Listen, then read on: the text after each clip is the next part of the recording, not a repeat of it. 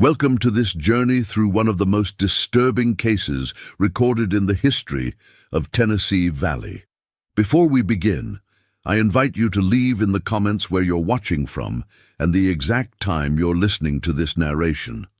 We're interested in knowing which places and what times of day or night these documented accounts reach. In the autumn of 1855, when the mist hung low across the Tennessee Valley, a series of unexplained disappearances began to plague the Mason plantation. At first, it was small things, tools that wouldn't stay where they were left, livestock found wandering far from their pens. But then people started to vanish. The first was a field hand who'd been sent to clear a section of forest at the property's northern boundary. 3 days later, another disappeared while checking traps along Blackwood Creek. By winter's end, 5 men had vanished without trace, and the only connection between them was that each had been involved in tracking down a runaway slave known locally as Mountain Sam. The Mason plantation sat nestled in the shadow of the Cumberland Mountains, spanning over 800 acres of woodland, fields, and rocky terrain. Robert Mason, having inherited the land from his father in 1848, had built it into one of the most productive tobacco operations in eastern Tennessee. The main house stood on a gentle rise overlooking the valley, its white columns visible for miles. Behind it, beyond the barns and slave quarters, the land rose sharply into densely wooded foothills that eventually became the mountains proper, a wilderness that local Cherokee had once called the place where shadows walk. Mason was known throughout the county as a man of particular discipline, not a cruel master by the standards of the day, but exacting. His ledgers were immaculate, his production quotas precise. The plantation operated with mechanical efficiency. According to county records, he owned 47 slaves at the time of the incidents, most acquired through purchase rather than inheritance or natural increase. Among them was Samuel Brooks, a man purchased in 1850 from a plantation in North Carolina. According to the bill of sale preserved in the Bedford County Courthouse, Brooks was described as approximately 30 years of age, strong build, unusual education, purchased for the sum of $800. What made this description unusual was the notation at the bottom: previously lived 3 years among the Cherokee. Possesses knowledge of the mountains and herbcraft. Mason had specifically sought such a man to help expand his holdings into the foothills, where certain medicinal plants grew that fetched high prices in northern markets. For the first several years, the arrangement seemed mutually beneficial by the limited standards possible within the confines of bondage. Brooks was given unusual autonomy to forage in the mountains, returning with sacks of ginseng, yellowroot, and other valuable botanicals. He slept not in the slave quarters, but in a small cabin at the edge of the woods, ostensibly to dry and process his gathered herbs. According to the plantation's account books, the herb trade brought Mason nearly $2,000 in additional income during 1853 alone. What changed in the spring of 1855 remains a matter of speculation. The only record comes from the diary of Elizabeth Mason, Robert's wife. Her entry from April 12th reads, "Robert has forbidden Samuel from his mountain excursions. He says the man has been gone too long on each trip and suspects he has made contact with runaways in the Highland settlements." Samuel's face betrayed nothing when told, but I saw something in his eyes that gave me pause. Robert has reassigned him to the tobacco fields. By summer's end, according to the overseer's log, Brooks had attempted escape twice. The second attempt resulted in a standard punishment of the time, after which he was kept under close watch and confined to the main plantation grounds. Then, on September 23rd, during a violent thunderstorm, he vanished. The search party tracked him as far as Raven's Gap before losing his trail completely. Mason was particularly vexed by this escape. According to statements later given to the sheriff, he had invested considerable money in Brooks's unique skills and considered the loss a personal affront. He offered an unusually high bounty of $100 for Brooks's return, 5 times the standard reward for a runaway. The notice, printed in the Knoxville Register on October 2nd, described Brooks as highly intelligent and dangerous, and warned that he was likely hiding in the mountains where he possesses unusual knowledge of the terrain. For 6 weeks, there was no sign of the missing man. Then the disappearances began. The first to vanish was James Hardin, an experienced tracker hired specifically to find Brooks. According to the official report filed with the Bedford County Sheriff, Hardin set out on November 14th, saying he'd found signs of recent camp activity near the headwaters of Blackwood Creek. He never returned. A search party followed his last known route, but found only his rifle, leaning carefully against a tree beside the creek, as if he had set it down deliberately before walking away. 2 weeks later, Elijah Taylor and William Prescott, both overseers from neighboring plantations who had volunteered to help in the search, disappeared while checking a series of caves in the northern foothills. Their horses returned to the Mason plantation the next morning, saddled but riderless. Most disturbing, according to Mason's account to the authorities, was that Taylor's saddlebag contained a small cloth pouch filled with a mixture of dried leaves and what appeared to be soil from different locations, arranged in a pattern that Mason's house slave, who had been born in Haiti, refused to touch or discuss. By January, when John Murphy and Thomas Wilson vanished while checking trap lines near the ridge, known locally as Devil's Backbone, the community had begun to whisper of supernatural causes. The winter of 1855 to 56 was unusually harsh, with heavy snowfall isolating the valley for weeks at a time. In the forced intimacy of winter quarters, stories spread among both the white and enslaved communities. Some said Brooks had made a pact with mountain spirits during his years of solitary foraging. Others claimed he had discovered old Cherokee burial grounds and awakened something that should have remained undisturbed. What is known from surviving records is that by February, Robert Mason had grown increasingly paranoid. Elizabeth Mason's diary, which remains in the possession of the Tennessee Historical Society, describes her husband pacing the floors at night, keeping a loaded rifle beside the bed, and forbidding anyone from leaving the main house after dark. Her entry from February 12th reads, "Robert starts at every sound from the woods. Today, he boarded up the north-facing windows, saying he can feel someone watching from that direction.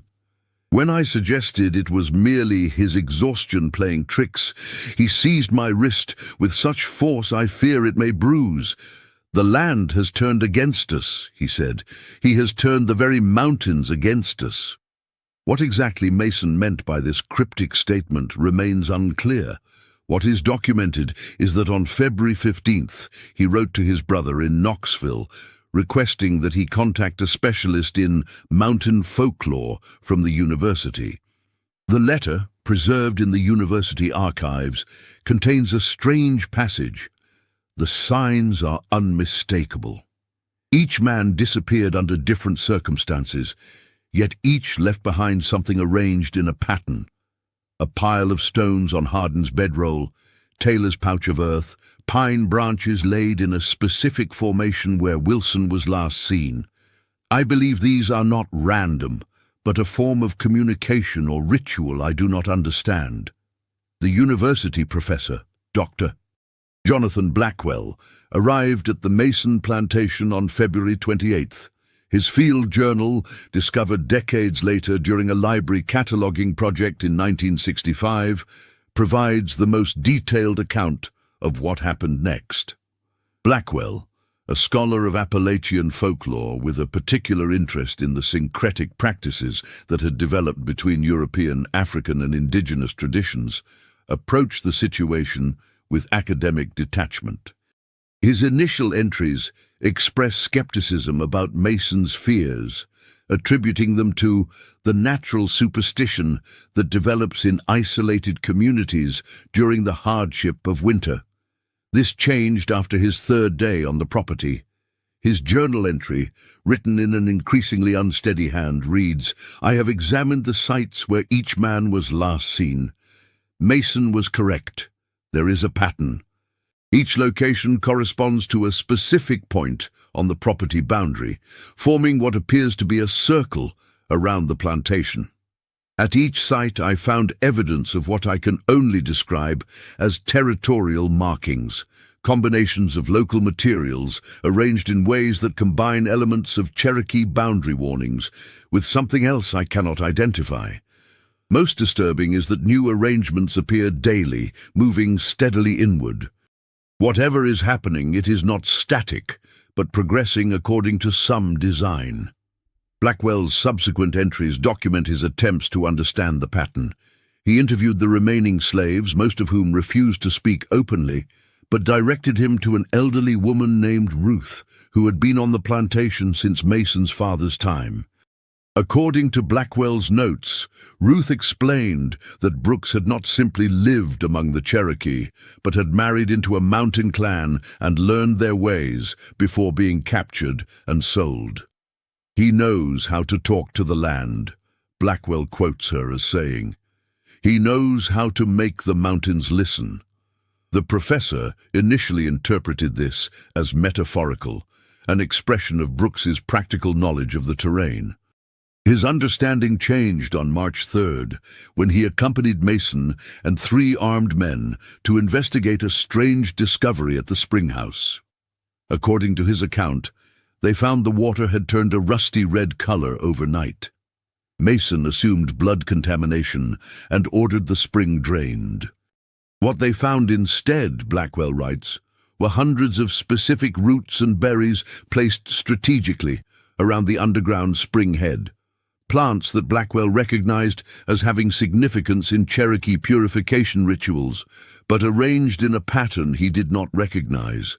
Most telling is what happened that night. Blackwell's entry dated March 4th reads, "I was awakened by a sound I cannot adequately describe. Something between wind through trees and distant voices calling in unison. When I looked out my window, I observed Mason standing in the yard, rifle in hand, turning in slow circles as if tracking something invisible moving around him. The slaves' quarters were completely silent, though I am certain not all were asleep. The sound continued for approximately 17 minutes before ceasing abruptly. Mason fired a single shot into the darkness before returning inside. In the morning, he claimed to have no recollection of the event. The following day, Mason ordered all hands to begin clearing a wide perimeter around the main house and outbuildings, cutting down even valuable timber in order to create an open space with clear lines of sight in all directions. Blackwell notes that the slaves worked with unusual efficiency but complete silence, moving as if in a choreographed performance, their faces expressionless. On March 6th, one of the house servants discovered a small arrangement of objects on the back porch, a circle of differently colored soils, with Mason's pocket watch placed in the center. The watch, which Mason insisted had been locked in his desk drawer the night before, had stopped precisely at 3:17, the exact time, Blackwell notes, that Mason's father had died 7 years earlier. This discovery caused Mason to order his wife and children to leave immediately for his brother's home in Knoxville. Elizabeth Mason's diary confirms their hasty departure, but contains an observation Blackwell's notes do not. "As our carriage pulled away, I looked back toward the slave quarters. Every face watched us go, expressions carefully blank as always. Except for old Ruth, who stood slightly apart, and she was smiling." Blackwell remained at the plantation for 3 more days. His final dated entry, March 9th, shows increasing concern. Mason barely sleeps. He has dismissed the overseers and now personally stands guard each night. Today we found another arrangement, this time on the dining room table. Mason swears the doors were locked. It contained soil, bark, and other materials from all the places where men have disappeared. arranged in a pattern that I now recognize as a map of the plantation itself, with the main house at the center. Mason destroyed it immediately, but not before I noticed small figures, crafted from twigs and cloth, placed at various points around the property perimeter. They were positioned facing inward, moving toward the center. This is the last academic entry in Blackwell's journal. There is a final page, written in a hurried scrawl, that handwriting experts at the University of Tennessee later confirmed was indeed Blackwell's, though showing signs of extreme duress. It reads simply, "He is not using the land is using him. The mountains have decided." What happened over the next 3 days is pieced together from multiple accounts. On March 10th, Mason sent a letter to the county sheriff requesting immediate assistance, claiming that Brooks had been spotted on the property. By the time deputies arrived on March 12th, there had been no response to their shouts at the main gate. They found the plantation seemingly deserted. No workers in the fields, no smoke from chimneys, no sign of Mason or Blackwell. The official report, filed on March 13th, describes the scene. The main house stands undamaged, no sign of violence or struggle within. Food remains on the dining table, partially consumed. Mason's rifle stands loaded by the front door. His personal effects appear untouched. The slave quarters are similarly abandoned, with cooking fires long cold, but possessions left behind. Professor Blackwell's room contains his belongings and journal, but offers no clue to his whereabouts. Most unusual is the complete silence. No birds sing in the trees surrounding the property. No insects can be heard. It is as if sound itself has been drawn away from this place. A wider search over subsequent days found no trace of Mason, Blackwell, or any of the 46 slaves registered to the plantation. The only potential clue emerged a week later, when a hunter reported finding a strange arrangement of stones, plants, and cloth scraps at the base of a large oak tree deep in the mountains, nearly 7 miles from the Mason property. Within this arrangement was a pocket watch, later identified as belonging to Robert Mason, its hands removed and placed to form what appeared to be a compass pointing northwest, deeper into the mountains. The case remained officially unsolved. By April, with no further evidence discovered, the sheriff closed his active investigation. The Mason family never reclaimed the property, which eventually reverted to the county for unpaid taxes and was divided and sold at auction in 1859. Historical records indicate that buyers were difficult to find, even at reduced prices, due to the property's growing reputation. Over the following decades, the story of the Mason plantation entered local folklore.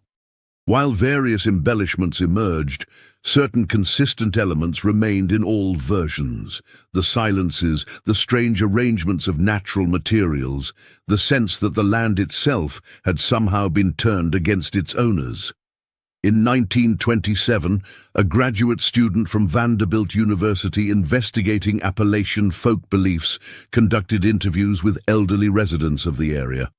One account, from a man who claimed his grandfather had been a boy on a neighboring farm at the time of the incidents, included a detail not found in official records.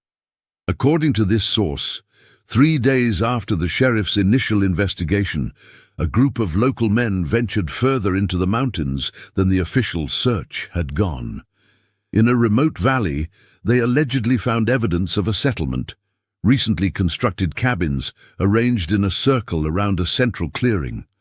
They reported seeing people moving among the trees, but growing uneasy at the silence and sense of being watched, retreated without making contact. The most intriguing document surfaced in 1962, when renovations to the Bedford County Courthouse uncovered a sealed letter behind a loose brick in the records room. The letter, dated July 1856 and signed only with the initials S.B., contains a passage that county historians have debated ever since. What was taken from the land returns to the land. What was stolen from the mountain has found its way home. We have not disappeared. We have simply stepped outside the boundaries you recognize. The mountains have always known where we belong. No trace of Samuel Brooks was ever officially documented after his escape. No trace of Robert Mason or Professor Blackwell was ever found. The land where the Mason plantation once stood remains partially undeveloped to this day. Local farmers report that crops grow poorly there, and livestock becomes uneasy when pastured on certain sections of the property. In 1958, during construction of a county road that would cross a portion of the old Mason land, workers uncovered a peculiar arrangement of stones in a perfect circle, buried approximately 3 feet beneath the surface. At the center was a rusted pocket watch, too damaged for identification, and what appeared to be a hand-drawn map. Before the items could be properly documented, a sudden landslide forced abandonment of the construction site. When workers returned the next day, the excavation had filled with water from a spring that geological surveys had not indicated was present. The road was rerouted, and the artifacts were never recovered.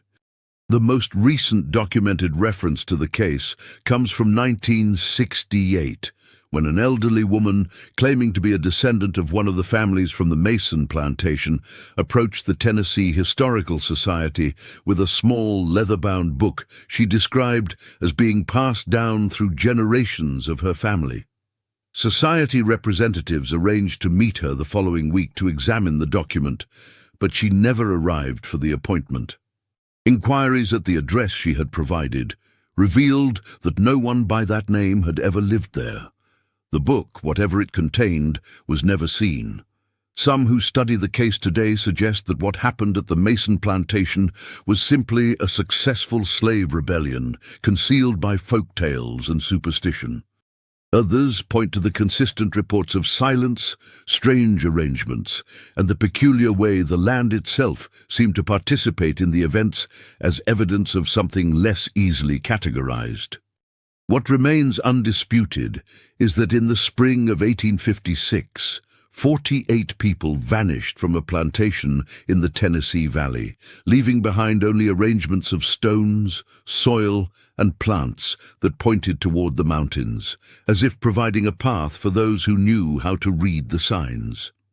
To this day, hikers in the remote areas of what is now Cherokee National Forest occasionally report finding small arrangements of stones, twigs, and soil at the bases of old trees. Park rangers dismantle these, attributing them to the playful activities of visitors, but local guides warn against disturbing such finds, particularly if they incorporate materials that seem out of place, soil of a different color, plants not native to the immediate area, or small figures crafted from natural materials, always facing inward, toward the deeper mountains. And sometimes, though rarely, those who venture into the most remote valleys report hearing a sound that isn't quite wind through trees and isn't quite distant voices, a sound that seems to pull away all other noise until only it remains. Those who hear it say it feels like the mountains themselves are drawing breath, preparing to speak words too ancient for modern ears to comprehend. The Mason plantation case remains officially classified as an unsolved mass disappearance. The land where it occurred has never been fully resettled, and in the deepest parts of the Tennessee mountains there are valleys where locals still refuse to go, not out of fear of what they might find, but out of respect for boundaries they believe should remain uncrossed. After all, as the letter signed SB suggests, the mountains have always known where some things belong and where some things don't. In 1969, a folklorist from the University of Tennessee conducted what would become the final documented academic investigation into the Mason plantation disappearances. Dr. Margaret Holbrook had specialized in the study of syncretic spiritual practices that developed among enslaved populations in Appalachia, particularly those that incorporated elements of Cherokee, European, and West African traditions. Her research notes, held in the university's special collections but rarely accessed, contain interviews with elderly residents from counties surrounding the former Mason property. One account, from a 93-year-old woman whose grandmother had been enslaved on a neighboring plantation, described how Samuel Brooks had been viewed by other enslaved people in the area. "My grandmother said they called him the man who listens. Said he could put his hand on a tree and know if someone had passed by 3 days before. Said he could taste soil and tell you what grew best there. The others would save bits of tobacco for him in exchange for herbs that eased their pains or helped birth babies come easier. But she said there was something else too. Something he learned in the mountains that white folks didn't understand." When pressed about what this something else might have been, the woman allegedly replied, "Grandmother wouldn't speak on it directly, just said he knew how to ask properly. Said most folks just take from the land. He knew how to ask and how to give back. Said he understood that everything has a cost." Dr. Holbrook's notes from another interview with a man who had worked as a logger in the area during the 1920s described an unsettling experience. "We were cutting near what they used to call Raven's Gap, found a circle of stones there with different colored dirt inside it, arranged in a pattern. Foreman told us to leave it be. That night, 3 of the men dismantled it anyway, said it was just superstitious nonsense. By morning, all 3 were sick, fevered, confused, couldn't keep food down. The company doctor couldn't find anything wrong with them. An old-timer in camp rebuilt the stone circle exactly as it had been, using the same dirt. By evening, the men were fine. I left logging the next week. Some places don't want to be disturbed." Perhaps the most significant document in Dr. Holbrook's collection is a transcription of what she described as a partial oral history, passed down through 7 generations of a family now living in North Carolina, who claimed descent from individuals present during the Mason plantation incidents. The account, which Holbrook noted, showed remarkable consistency across multiple family members interviewed separately, described a carefully orchestrated plan rather than a spontaneous uprising. According to this oral history, Brooks had spent his 3 years with the Cherokee not just learning about plants and terrain, but studying specific spiritual practices related to territorial boundaries and protection. After being captured and sold to Mason, he had used his position as a forager to map the plantation thoroughly and identify what the account described as power points, specific locations where the natural energy of the land could allegedly be accessed and directed. The forced end to his foraging expeditions and subsequent punishment had, in this telling, not broken his resolve, but transformed his intentions. Where he had previously worked to establish harmony between the plantation operations and the natural environment, he now began to systematically turn the land itself against its current occupants. The oral history claimed that each person who disappeared had been deliberately targeted, not as random victims, but as individuals who had participated in particularly brutal aspects of plantation discipline or who possessed skills that might help track down escaped slaves. Their disappearances were not murders in the conventional sense, but rather what the account described as removals from one territory to another. Most intriguing is the description of the night of March 11th, 1856, the night before authorities found the plantation deserted. According to the oral tradition, Brooks had spent months preparing the remaining enslaved people for what was to come. That night, under cover of an unusual mist that obscured the light of a full moon, he allegedly completed a final arrangement of natural materials, soil, plant matter, and water from 7 different springs, at specific points forming a circle around the plantation house. The account claimed that Mason, increasingly paranoid and sleep-deprived, had indeed ventured out that night as described in earlier reports. What he encountered was not Brooks himself, but what the oral history described as the voice of the land speaking through human vessels.